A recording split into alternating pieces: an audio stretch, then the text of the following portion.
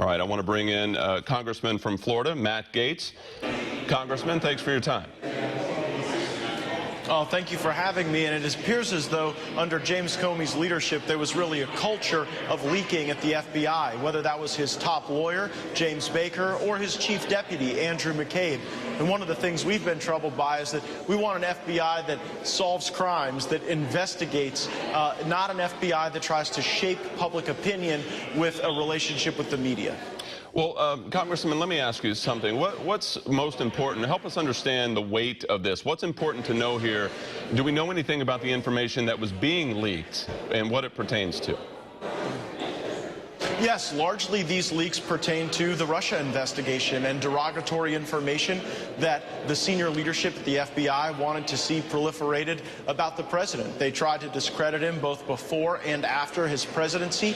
News about James Baker and his leaking also dovetails with the very troubling allegations made by the New York Times that you actually had people at the FBI actively trying to almost run a coup against the president and indicate that he wasn't the president but an agent of the Russian government. It's hard to even say it with a straight face, but it showed that at the FBI, once certainly Jim Comey was fired, there was a belief that that could never have been legitimate, and so thus they had to, I think, falsify a lot of information and cast it in an improper light about the president. All right, and Congressman, while I have you here, I want to switch gears. Attorney General nominee William Barr tells the Senate Judiciary Committee that the public may never see all of the findings from that Robert Mueller report, saying that he would release his assessment of the findings if he's confirmed. Should Robert Mueller's entire report be made public when it's all said and done?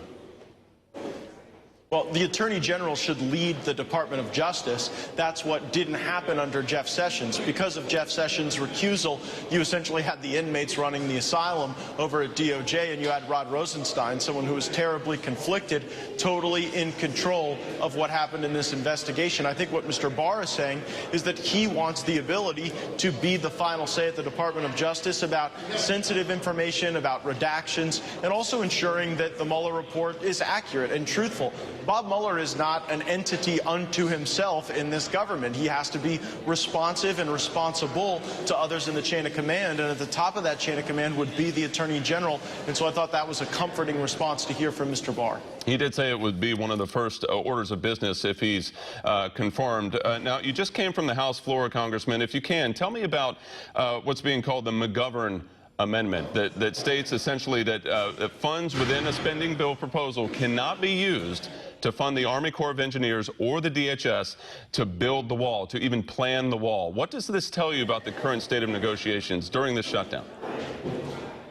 Sure, the McGovern amendment highlights the fact that Democrats have made no offer to Republicans to allow us to get out of this shutdown. We've seen Republicans like Lindsey Graham work to try to create a path for Democrats where there was a fix to those who are here under temporary protective status, or perhaps even to provide work permits to DACA recipients, something so that we could open the government prioritizing border security. With the McGovern amendment, you see that Democrats are still at zero. They still believe that walls and barriers are immoral and cannot be adopted in any form or fashion, and that stubbornness is really one reason why we've had a shutdown extend far beyond its utility. Well, simply put, what's the Democrats' strategy? What is it? I think the Democrat strategy is to try to make the shutdown so painful and so harmful in the lives of the American people that Republicans will abandon the promise that we made to secure our border, and we're just not prepared to do that. The 2016 election was about border security, and we need to do things differently on the border to make sure that we actually have a country and that we respect the rule of law and that the violence of Central and South America isn't visited in the streets of our country because we don't prioritize protection. And so again, I'm glad that the president is digging in to get funding for a fence, a wall, a barrier, and other forms of border security. And I just wish that Democrats would reach for us and join us somewhere in the middle here so that we can move forward as a nation.